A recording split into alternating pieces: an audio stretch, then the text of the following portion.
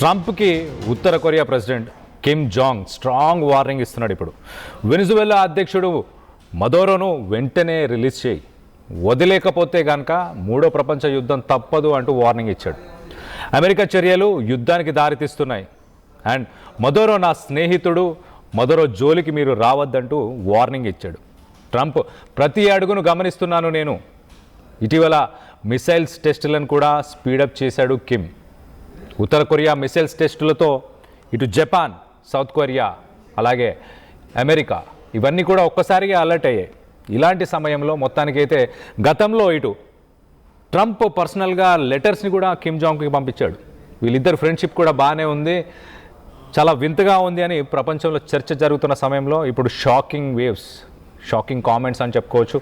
ఒకసారి Kim Jong ఏం మాట్లాడాడు ఒక్కసారి వినే ప్రయత్నం చేద్దాం.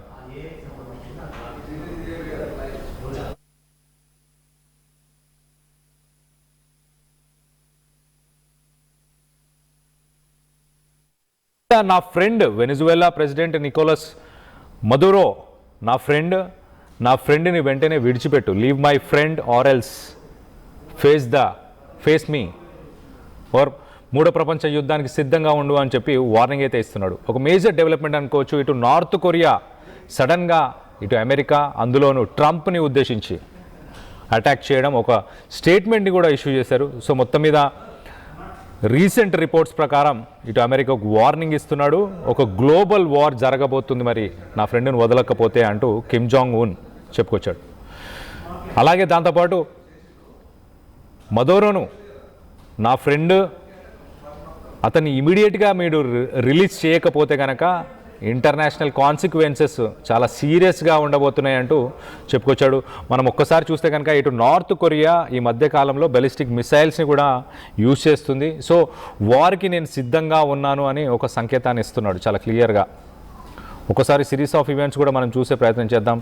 ఇటు 2026 జనవరి 4, జనవరి 5 ఈ 2 రోజుల్లో కూడా కిమ్ జాంగ్ కొత్త సంవత్సరాన్ని కొత్త మిసైల్స్తో స్టార్ట్ చేశాడు. హైపర్సోనిక్ మిసైల్స్ని యూజ్ చేశాడు, టెస్ట్ చేశాడు. యుద్ధానికి సిద్ధంగా ఉన్నానని ఒక సంకేతాన్ని ప్రపంచానికి ఇచ్చే ప్రయత్నం చేశాడు. దాని తర్వాత ఇప్పుడు కట్ చేస్తే వెనిజువెలా వార్నింగ్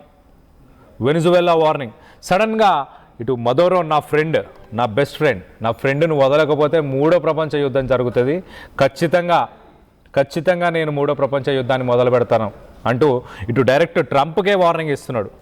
దాని తర్వాత ఇటు యుక్రెయిన్ రష్యా వార్లో కూడా కిమ్ జాంగ్ ఒక కీలక పాత్ర పోషిస్తున్నాడు. చాలా ఇంపార్టెంట్ రోల్ అని చెప్పుకోవచ్చు. ఇటు నార్త్ కొరియాకు సంబంధించిన ట్రూప్స్ని రష్యా తరఫున రష్యాని సపోర్ట్ చేస్తూ ఫైట్ చేయడానికి ఆ యుద్ధానికి పంపించాడు. ఇప్పటికీ ఆ యుద్ధంలో నార్త్ కొరియా సోల్జర్స్ అక్కడ ఆల్రెడీ ఫైట్ చేస్తున్నారు. సో రష్యాతో గుట్టంస్లో ఉన్నాడు. ఇప్పుడు ఇన్విజిబుల్ అలయన్స్ అని అంటున్నారు ప్రపంచం వ్యాప్తంగా. అలాగే రీసెంట్ టైమ్స్లో కూడా ఇటు 2026 న్యూ ఇయర్కి సంబంధించి మెసేజ్ ఇచ్చినప్పుడు కిమ్ జాంగ్ ఈ నార్త్ కొరియన్ ట్రూప్స్ని పొగిడాడు. చాలా హీరోయిక్గా మీరు పోరాడుతున్నారు, ఇటు రష్యా తరఫున ఇటు యుక్రెయిన్కి ఎగెయిన్స్ట్గా మీరు పోరాడుతున్నారు అంటూ ఆయన వాళ్ళ గురించి చాలా గొప్పలు చెప్పుకొచ్చాడు. దాని తర్వాత ఇటు ట్రంప్ని ఉద్దేశిస్తూ, ట్రంప్కి తనకి గతంలో ఒక మంచి రిలేషన్షిప్ ఉండే. ఎలాంటి రిలేషన్షిప్ అంటే ఇటు ట్రంప్ 2025 నుంచి 2026 ఇటు పర్సనల్గా లెటర్స్ రాసి కిమ్ జాంగ్కి పంపించేవాడు. ఈవెన్ కిమ్ జాంగ్ కూడా పర్సనల్గా లెటర్స్ పంపించేవాడు. వాళ్ళ రిలేషన్షిప్ని వెరీ గుడ్ రిలేషన్షిప్ అని చెప్పుకునేవాళ్ళు. ఇప్పుడు ప్రస్తుతానికి ఒక్కసారిగా ఆ స్టేటస్ అయితే ప్రస్తుతానికి చేంజ్ అయిపోయింది. ఆ రిలేషన్షిప్ స్టేటస్ చేంజ్ అయిపోయి ఇప్పుడు వార్నింగ్ ఇచ్చే స్టేజ్కి వెళ్ళిపోయింది. ఇటు కిమ్ జాంగ్ ఖచ్చితంగా మూడో ప్రపంచ యుద్ధానికి రెడీగా ఉండు అంటూ ట్రంప్కి చెప్పుకున్నాడు. అలాగే గతంలో చూస్తే ఇటు ట్రంప్ నార్త్ కొరియాని ఒక న్యూక్లియర్ స్టేట్గా రికగ్నైజ్ చేశాడు రీసెంట్ టైమ్స్లోనే. ఇవన్నీ జరిగిన తర్వాతనే ఇప్పుడైతే వార్నింగ్ ఇస్తున్నట్టు చాలా క్లియర్గా తెలుస్తుంది.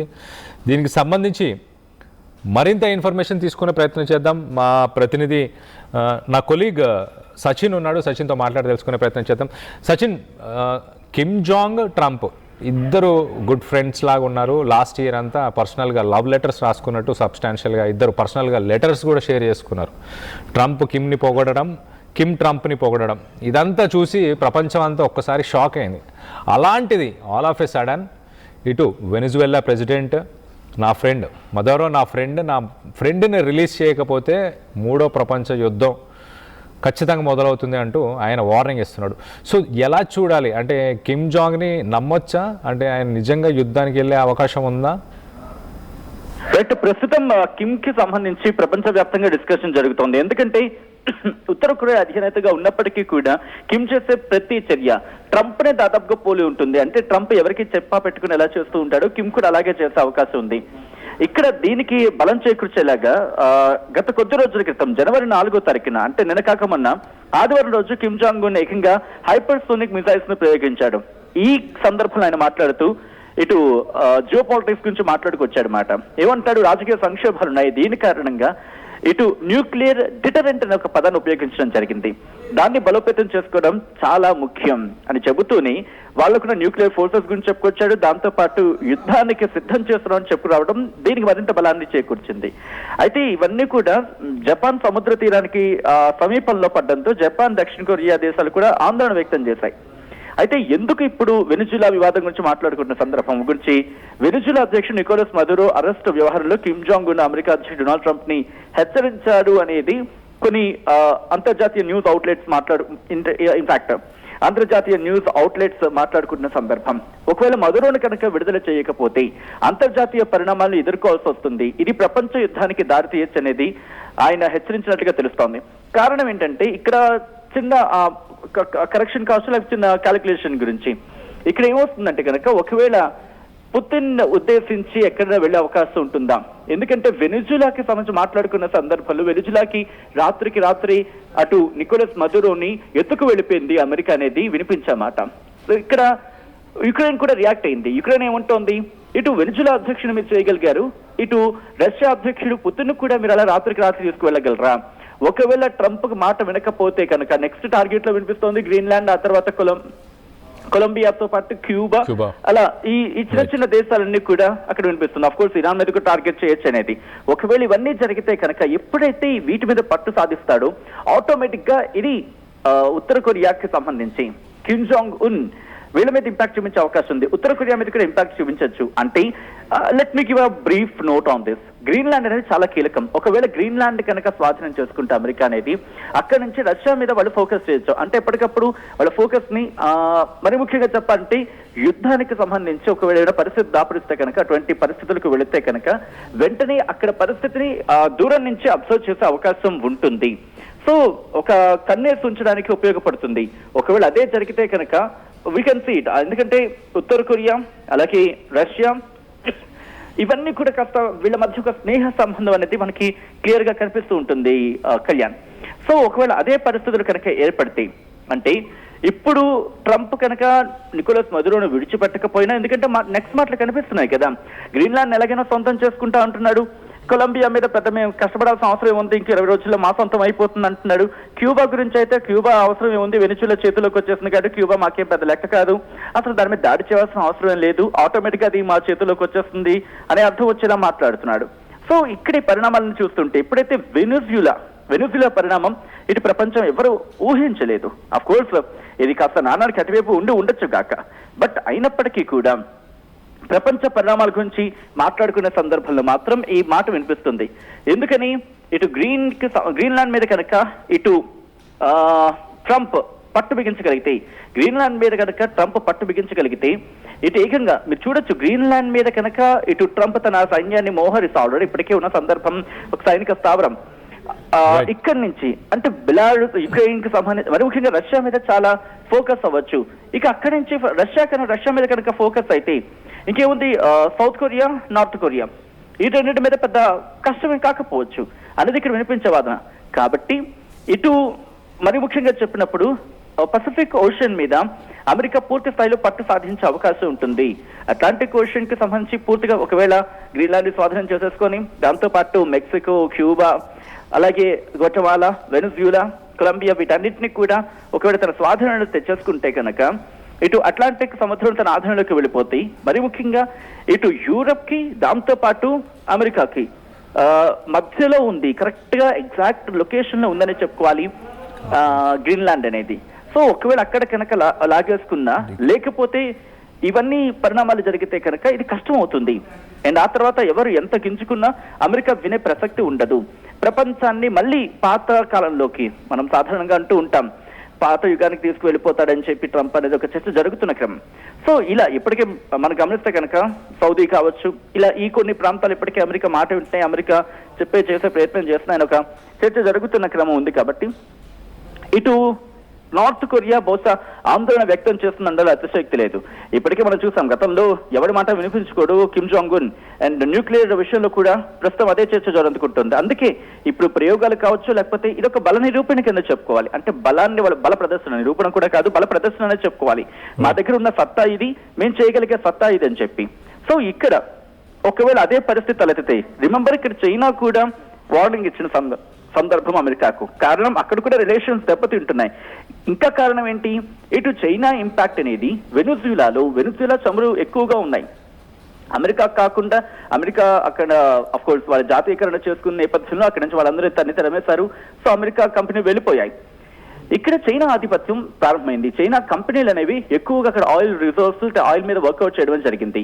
కాబట్టి ఇప్పుడు వాళ్ళ ఆధిపత్యాన్ని పూర్తిగా అణిచివేయాలి. అందుకనే వెనిజులా అధ్యక్షుడు మదురోని అక్కడి నుంచి తీసుకువెళ్ళిపోవడం, లేకపోతే వెనిజులాని టార్గెట్ చేయడం. అఫ్ కోర్స్ ఇప్పుడు వచ్చిన రొడ్రిగో అనుకుంటా, sorry for the maybe subject correction, తాత్కాలిక అధ్యక్షురాలుగా ఉన్నారు ఆమె కూడా వార్నింగ్ ఇచ్చారు. ఏమంటున్నాడు ట్రంప్, ఒకవేళ మీరు కూడా నేను చెప్పినట్టు వినకపోతే మీరు కూడా మీకు అంతకన్నా దారుణమైన గతి పట్టిస్తా అని చెప్పి హెచ్చరిస్తున్నాడు. సో వీటన్నిటిని దృష్టిలో పెట్టుకుని ప్రపంచ దేశాలు, మరి ముఖ్యంగా యూరప్ కి సంబంధించి ఒక్కటయ్యే ప్రయత్నం చేస్తున్నాయి. కానీ ఎక్కడ రష్యా కావచ్చు, at the same time North Korea, South Korea, Russia of course ఖండించింది. బట్ ఒక బలమైన ఖండన అనేది వినిపిస్తోందంటే కనుక నిర్మోహమాటంగా ఇక్కడ కిమ్ జాంగ్ ఉన్ కి ట్రంప్ కి వార్నింగ్ ఇవ్వడం అనేది. ఎందుకంటే కిమ్ జాంగ్ ఉన్ సంగతి ట్రంప్ కి తెలుసు, ట్రంప్ సంగతి కిమ్ జాంగ్ ఉన్ కి తెలుసు. ఇద్దరికిద్దరు కూడా ఒకే కైండ్ ఆఫ్ మైండ్ సెట్ అనలో అతిశయోక్తి లేదు. ఇంకా ట్రంప్ అయినా కొన్నిసార్లు ఆలోచిస్తాడు, ఆచితూచి వ్యవహరిస్తాడేమో, కానీ కిమ్ అనే వ్యక్తి కిమ్ అనకుండా మొత్తం పరిహారించేస్తాడు. బయటికి సౌండ్ రాకుండా, అంటే బయటికి ఇన్ఫర్మేషన్ రాకుండానే తన ప్రయోగాలు తను చేస్తూ ఉంటాడు. ఇలా అనేక రకాలైన మాటలు, అనేక రకాలైన ఇక్కడ వినిపిస్తూ ఉంటాయి. కాబట్టి ఇప్పుడు కిమ్ జాంగ్ ఉన్ ఏం చేస్తారనేది ఆసక్తికరంగా మారింది సౌత్ కొరియా, నార్త్ కొరియాల మధ్య.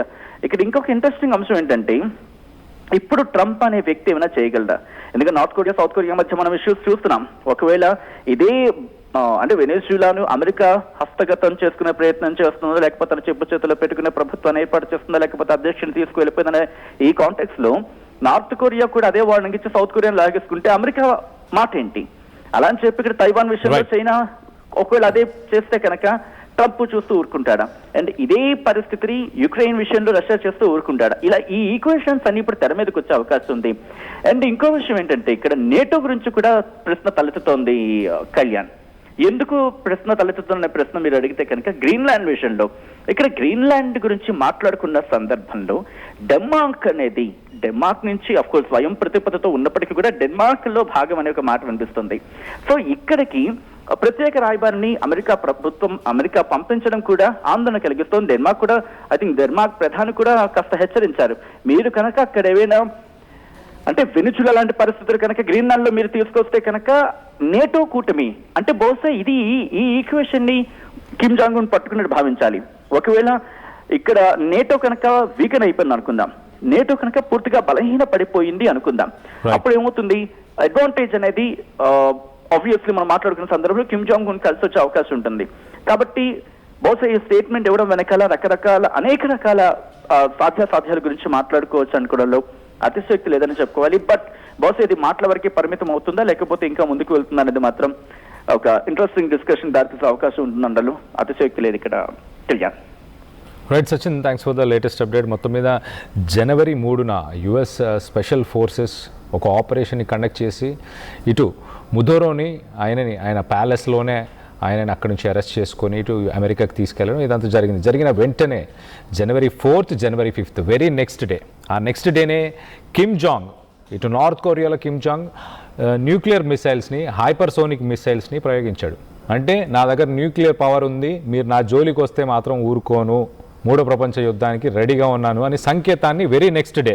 ఆయన గతంలో కూడా కొన్నిసార్లు ఇదే విషయాన్ని కూడా చెప్పే ప్రయత్నం చేశాడు. సో 24 అవర్స్నే ఈ హైపర్ సోనిక్ మిసైల్ టెస్టులు చేయడం. దాని తర్వాత ఇటు నార్త్ కొరియాకు సంబంధించిన స్టేట్ మీడియా ఎప్పుడు ఇలాంటి స్టేట్మెంట్ ఇవ్వలేదు. ఏంటి ఆ స్టేట్మెంట్ ఏంటంటే, ఇటు మదోరో నా పర్సనల్ ఫ్రెండ్ అని చెప్పి ఒక వర్డ్ని యూజ్ చేయడం, అలాగే కామ్రేడ్ ఇన్ ఆర్మ్స్. ఎందుకు అనంటే కామ్రేడ్ ఇన్ ఆర్మ్స్, మేమిద్దరం ఫ్రెండ్స్, అలాగే ఒక దేశానికి సంబంధించిన సోవెర్నిటీ దాన్ని కూడా భంగపరిచింది అమెరికా అంటూ ఈ స్టేట్మెంట్ని కంట్రీకి, నార్త్ కొరియాకి సంబంధించిన స్టేట్ మీడియా అఫీషియల్గా రిలీజ్ చేసింది. దాంతోపాటు న్యూక్లియర్ జస్టిఫికేషన్ ఒకసారి మనం చూస్తే కనుక ఇటు కిమ్ అలాగే మదోరో వాళ్ళిద్దరు కూడా ఇటు ఒకరికొకరు ఇటు అమెరికా నుంచి శాంక్షన్స్ పొందిన వాళ్ళే. ఇటు వెనిజువెలా, నార్త్ కొరియా రెండు కంట్రీస్ మీద కూడా అమెరికా అలాగే ట్రంప్ శాంక్షన్స్ విధించాడు గతం నుంచి కూడా. సో వీళ్ళిద్దరికీ ఒక రిలేషన్ ఉంది. వీళ్ళిద్దరు 2019 నుంచి కూడా ఎక్స్చేంజ్ చేసుకున్నారు. ఇటు వెనిజువెలా నుంచి మదోరో ఫ్యూయల్ని ఇచ్చాడు కిమ్ జాంగ్కి. కిమ్ జాంగ్ ఇటు వెనిజువెలాకి సంబంధించిన మిలిటరీ వాళ్ళని ట్రైనింగ్ చేయడం, అలాగే cyber warfare, so military training exercises, దానికి సంబంధించిన ఎక్విప్మెంట్స్, హార్డ్వేరు ఇలాంటివన్నీ కూడా ఎక్స్చేంజ్ చేసుకున్నారు. ఎవరు? ఇటు వెనిజువెలా అలాగే ఇటు నార్త్ కొరియా. కిమ్ జాంగ్ అలాగే ఇటు మదోరో 2019 నుంచి ఇదంతా చేసుకున్నట్టు తెలుస్తుంది. సో 2019 తర్వాత ఇప్పుడు ప్రజెంట్ సిచ్యువేషన్కి ఒక్కసారి మనం చూస్తే కనుక కిమ్ మదోరో వాళ్ళు కూడా రెగ్యులర్ బేసిస్లో వాళ్ళిద్దరు కూడా లెటర్స్ ఎక్స్చేంజ్ చేసుకోవడం, కంగ్రాచులేట్ చేసుకోవడం, అలాగే ఒక గ్లోబల్ సౌత్ రెసిస్టెన్స్కి మేము స్టాండ్ అవ్వాలి అంటూ ఇటు గతంలో మదోరో అలాగే కిమ్ జాంగ్ వీళ్ళిద్దరు కూడా ఆ డెసిషన్ తీసుకున్నట్టు తెలుస్తుంది. ఒక్కసారిగా తన ఫ్రెండ్ని, కిమ్ జాంగ్ ఫ్రెండ్ మదోరోని ఇటు అమెరికా, ఇటు ట్రంప్కి సంబంధించిన యుఎస్ స్పెషల్ ఫోర్సెస్ క్యాప్చర్ చేసి పట్టుకొని తీసుకెళ్ళిపోయిన వెంటనే ఒక్కసారిగా ఇటు న్యూక్లియర్ మిసైల్ టెస్ట్లు అవన్నీ చేశాడు. గతంలో కూడా ఇటు కిమ్ జాంగ్ కొన్ని స్టేట్మెంట్స్ చేశాడు. గతంలో కూడా ఇటు గదాఫీ, లిబియాకి సంబంధించిన ఇష్యూని ఆయన బయటకు తీసుకొచ్చి గదాఫీ న్యూక్లియర్ పవర్గా అవ్వాలనుకున్న సమయంలో అతన్ని అవ్వనివ్వలేదు, కానీ తర్వాత తనని అమెరికన్సే చంపేశారు. సో న్యూక్లియర్ పవర్గా ఉండకపోవడమే ఒక ప్రాబ్లం అయింది, అలాంటి ట్రాప్లోకి నేను వెళ్ళను అంటూ ఇటు కిమ్ జాంగ్ చెప్పుకొచ్చే ప్రయత్నం చేశాడు. సో న్యూక్లియర్ పవర్ ఉండాల్సిందే ఈ ప్రజెంట్ సిచ్యువేషన్స్లో, అది లేకపోతే ఇప్పుడు వెనిజువెలా కూడా లిబియా ఎలా అయితే ట్రాప్ అయిపోయిందో, ఎలాగైతే గద్దాఫీ ట్రాప్ అయిపోయాడో, అలాగా ఇటు మదోరో కూడా ట్రాప్ అయ్యాడు. కాబట్టే నా దగ్గర న్యూక్లియర్ పవర్ని పెట్టుకున్నాను, న్యూక్లియర్ పవర్ని నేను యూజ్ చేస్తాను అంటూ ఆయన చెప్పుకొస్తున్నాడు. సో మొత్తం మీద ఒక ఇంటెన్స్ సిచ్యువేషన్ అయితే క్రియేట్ అవుతుంది రానున్న రోజుల్లో. మరి ఇటు అమెరికా ప్రపంచ దేశాలని మొత్తాన్ని శాసిస్తుంది అని అంటే రెండు విషయాలు. ప్రపంచం మొత్తంలో ఎక్కడ పెట్రోల్ని కొనుగోలు చేసినా, ఎక్కడ పెట్రోల్ డీజిల్ని కొనుగోలు చేసినా దాన్ని డాలర్లోనే కొనుగోలు చేస్తున్నారు అన్ని ప్రపంచ దేశాలు. దానికి బదులుగా ఇప్పుడు బంగారాన్ని, లేకపోతే దానికి బదులుగా ప్రత్యామ్నాయాన్ని తీసుకొచ్చే ప్రయత్నం చేస్తున్నాయి ప్రపంచ దేశాలు. ఎస్పెషల్లీ బ్రిక్స్కి సంబంధించిన దేశాలు అన్నీ ప్రస్తుతానికి, బ్రిక్స్ ప్లస్ కంట్రీస్ అన్నీ కూడా ఒక ప్రత్యామ్నాయాన్ని, ఒక ఆల్టర్నేటివ్ని తీసుకొచ్చే ప్రయత్నం చేస్తున్నారు. చరిత్ర సృష్టించినోడు ఇప్పుడు ఆ చరిత్రని తిరగరాయబోతున్నాడు. అబద్ధాల గోడల్ని బద్దలు కొట్టి నిజాలను రాగా మీ ముందుంచబోతున్నాడు. నిజమైన వార్తల కోసం వెంటనే డౌన్లోడ్ చేసుకోండి రా యాప్ని.